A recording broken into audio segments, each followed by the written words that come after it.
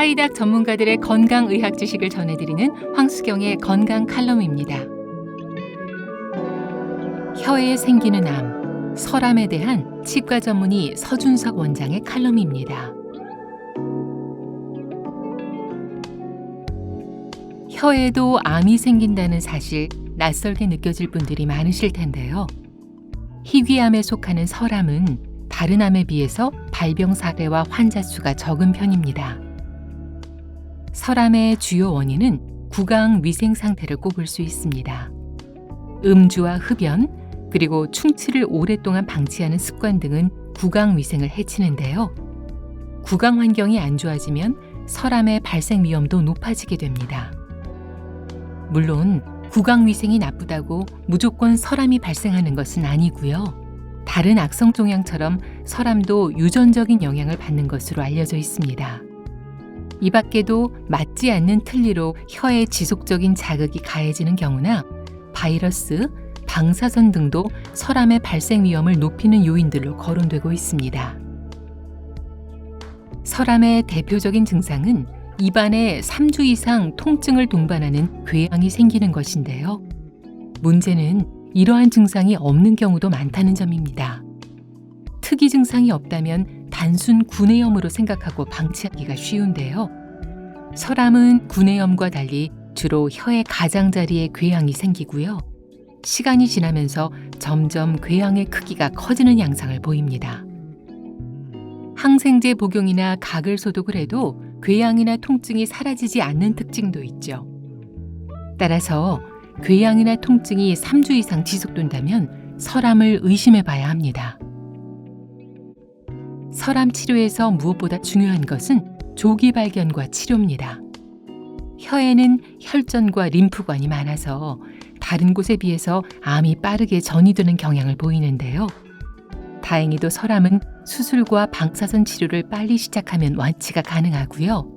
전이된 사례라도 전이된 하악골의 일부나 목 부위 임파절까지 절제하면 추가 전이를 방지하면서 완치를 기대해 볼 수 있습니다. 설암을 예방하기 위해 음주와 흡연은 삼가시고요. 맵고 짠 음식, 탄 음식 등 자극적인 음식을 피하는 것이 좋습니다. 주기적인 치과 검진 역시 중요한 요소입니다. 충치를 제때 치료하고요. 틀니 등의 구조물이 구강 내에 반복적인 자극을 가한다면 즉시 병원을 찾으시기 바랍니다. 설암은 특히 조기 진단이 중요합니다. 혓바닥 일부가 하얗게 변하는 백반증 증상이 나타나거나 염증, 궤양 등 이상 증세가 생겼다면 빠르게 전문 의료진을 찾아서 면밀히 검사하고 진단받으시길 권고합니다. 지금까지 칼럼의 서준석 원장, 내레이션의 황수경이었습니다.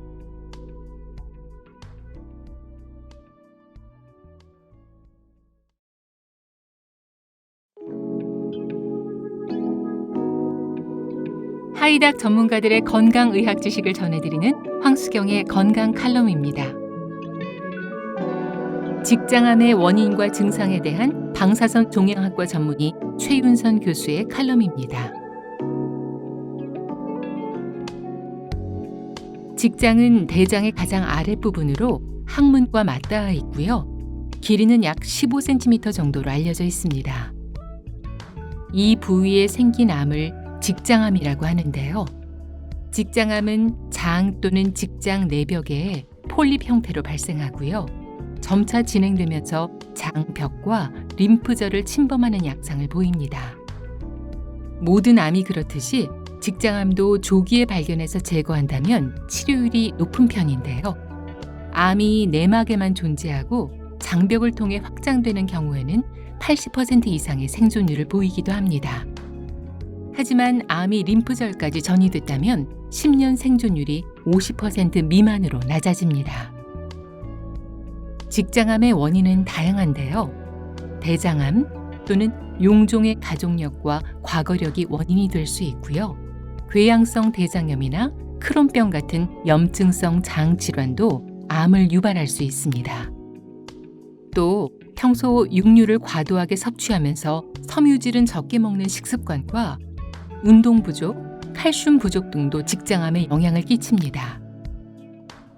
직장암은 발병 초기에는 특별한 증상이 없는 편이지만 증세가 악화되면서 변비, 가스, 혈변, 복부 불편감 등의 배변 장애가 나타나고요.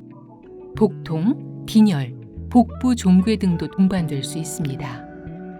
특히 악취와 피고름, 점액 섞인 변이 나오거나 변이가 잦은 증상들이 나타난다면 빠르게 병원을 찾아 직장암 내시경 검사를 받아봐야 합니다. 검사에서 용종과 같은 이상 증상이 발견되면 우선 내시경으로 절제하고요.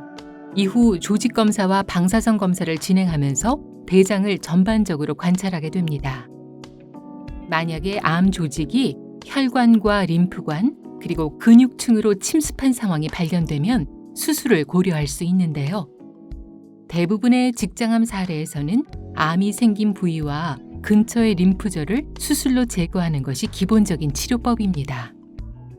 수술 전에는 종양의 크기를 줄이기 위해서 암세포에 방사선을 쪼이기도 하는데요.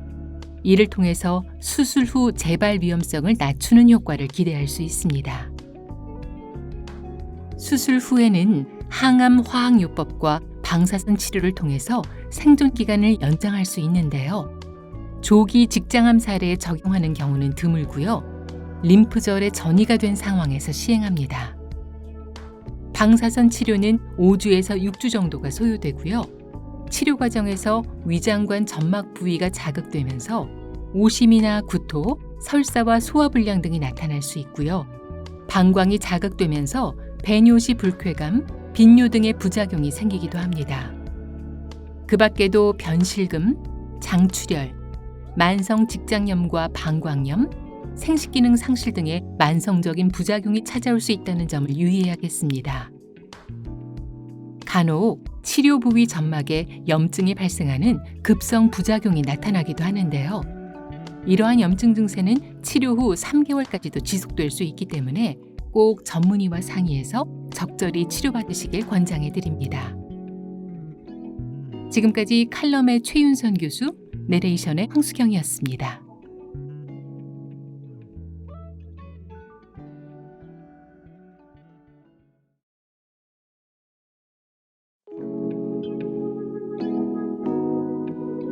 하이닥 전문가들의 건강의학 지식을 전해드리는 황수경의 건강 칼럼입니다. 검버섯 관리와 치료법에 대한 피부과 전문의 문정윤 원장의 칼럼입니다.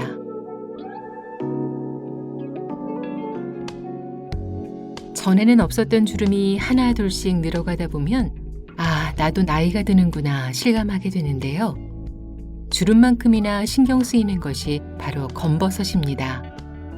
거뭇거뭇하게 피어오르는 반점은 노화의 상징처럼 여겨지죠.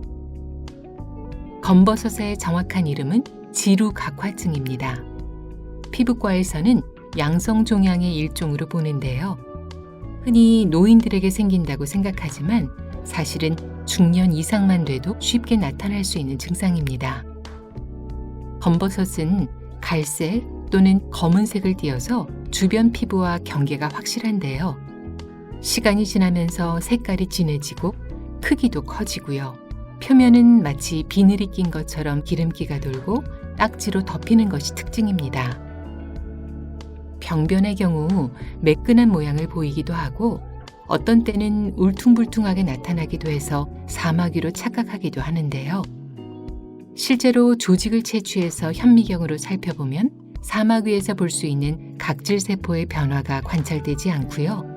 바이러스 감염에 의한 세포 변화 역시 없어서 구별할 수가 있습니다. 피부에 나타난 검은색 병변을 보고 혹시 피부암이 아닐까 염려하는 분들도 계신데요. 피부암 중에 하나인 흑색종의 경우에는 표면이 매끄럽고 피부로 파고드는 것이 특징이고요. 또 다른 암인 색소기저세포암은 병변 모양이 불규칙하고 가장자리가 둥글게 말리고요. 검버섯처럼 비늘이 덮여 있기는 하지만 병변 바닥이 붉고 피부와 경계가 불분명해서 검버섯과 구분되는 광선 각화증도 있죠. 피부암의 초기 단계라고 불리는 증상입니다. 이렇듯 피부암은 종류에 따라 양상이 다양한데요. 검버섯 같은 정상적인 종양과 암을 구분하고 진단하기 위해서는 5가지 요소를 주로 관찰해 봐야 합니다. 이른바 ABCDE 관찰법이라고 하는데요. 비대칭성, 불규칙한 경계, 다양한 색조, 직경의 크기, 그리고 병변의 변화입니다. 만약에 피부암이 의심되는 병변을 관찰했는데 이러한 조건에 걸리는 점이 발견된다면 조직 검사를 해서 암 여부를 진단합니다. 다행스럽게도 암이 아니고 지루각화증이라면 미용 목적의 치료를 진행할 수 있습니다. 양성 종양이어서 그대로 두어도 위험한 것은 아니지만요. 눈에 거슬린다면 시술로 제거할 수 있습니다. 레이저 치료가 대표적인데요. CO2 레이저나 어비움 야그 레이저로 병변을 깎아낼 수 있고요. 그 밖에 냉동 치료나 전기 소작술도 검버섯 치료법입니다. 치료 후 관리도 중요합니다. 레이저 치료 후에는 상처가 잘 아물 수 있도록 수분 밴드를 1, 2주간 충분히 붙여둬야 하고요. 흉이 남지 않도록 피부 재생 연고를 잘 바르고 선글라스나 모자 등으로 자외선 차단에 신경 써야 합니다. 시술 후 최소 일주일간은 흡연과 음주를 피하시고요. 사우나와 격렬한 운동도 되도록 삼가시게 권해드립니다. 멜라닌 색소를 억제하기 위해서 비타민C를 꾸준히 먹는 것도 좋은 방법입니다. 지금까지 칼럼의 문정인 원장, 내레이션의 황수경이었습니다.